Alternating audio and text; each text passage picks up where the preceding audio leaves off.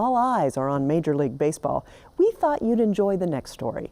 It's said that nothing is more American than baseball, hot dogs, and apple pie. Well, there's a baseball community that you might not have heard too much about.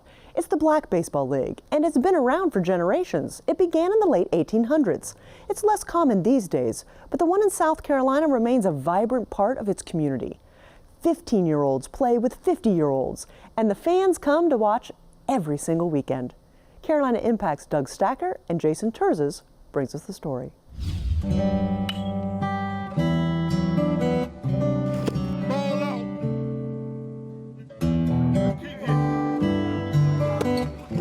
They followed in the path of the old Negro Leagues while carving out their own lasting legacy.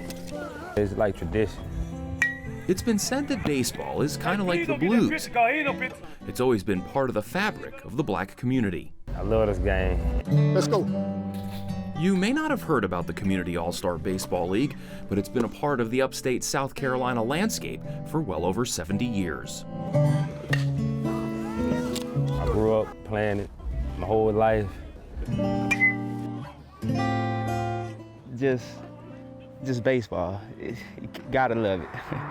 Take a drive down some old country roads and you'll find them. Small towns like Newberry, where the playing field is by no means perfect. The lines may not be straight, the scoreboard old and rusty. Weeds are trying to take over the infield, and the field itself isn't even flat. But no one here seems to mind, because after all, it's the game that brings everyone together. I'm not a professional, but it's still this is my major league right here. This isn't a youth league, isn't a senior league, it's an everybody league. Age range runs the gamut, from 15-year-old high schoolers to 55-year-olds who've been playing in the league for 4 decades. There's a lot of guys that played out here that could have played some pro baseball. You teach them, like, hey, you might not never make it pro. It's not about the money and stuff like that. It's about, the integrity of the game. You want to be out here and have fun and feel good about what you're doing and knowing how to play it the right way. I think a lot of those guys appreciate that. And they're all here for the same reason, for the love of the game. I love baseball because when you come out here and play, all the extra stuff that's out there in the world, it goes out the window. It seems like in life, baseball is the only thing that I can do right. It's all the sights and sounds you'd expect from a baseball game, from the pregame prayer to the pop of the glove and the ping of the bat, even some fun trash talking. I bet you won't win today. Generations in these parts have grown up coming to these games. It's almost in a way like a big family reunion, and it happens every weekend. Community comes out, supports it a lot. It was always like this, especially on Sundays. This place is packed. This summer, the Community All-Star League featured 7 teams, located in small towns all around the upstate. Today's game featured the Newberry Pirates against the visiting Union County Cardinals. I've been watching the Pirates play ever since I was a young kid. And we watched everything the guys did back in the day, how they played, what they did. We'd go home and try to imitate stuff in the backyard. I grew up around here. My dad played out here, my uncles. Since many of these guys know each other, even on opposing teams, nicknames are pretty popular. Everybody call me Moose. What's that stand for? Downtown Brian. Shooter, T90, Darth Vader. Most of the players were on their high school teams. Some played in college, and a few made it to the minor leagues. Then there's this guy. My name is Carl Edwards Jr.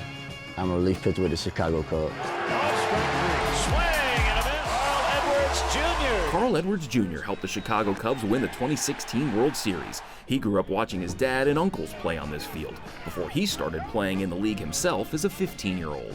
This is my stepping stone. This is where I grew up playing the game of baseball at. He wanted to make a name for himself, and he's doing that right now. And we all proud of him. Basically, I feel like I've lived everybody's dream out there now that's playing. And when I come home, it's like, bro, that was my dream. You did it. Everybody around here proud of him. Everybody. Unfortunately, Carl Edwards Jr. is the exception and not the rule, not only for the Community All-Star League, but for blacks in baseball as well. Numbers are at all-time lows, with African Americans making up only about 8% of all major leaguers. There's a lot of youth now that they rather play basketball and football now. But there's nothing more these guys would like than to keep the game and its spirit alive. To keep it going, you gotta have people that love it. Guys like us that are older, we're trying to keep the legacy going and hand it down to these young guys. And then there's Hugh Gorey. He sees his whole life in the game of baseball. That's him, front row, as a 5-year-old, as a bat boy for his uncle's team. Now at 50, he serves as player, manager, and league commissioner. We can't play forever. They come from different backgrounds and are at different stages of life. The Negro Leagues may be long gone, but its spirit is alive and well all around the upstate. For Carolina Impact, I'm Jason Tertis reporting. Thanks so much, Doug and Jason. I just love that acoustic version of Take Me Out to the Ballpark.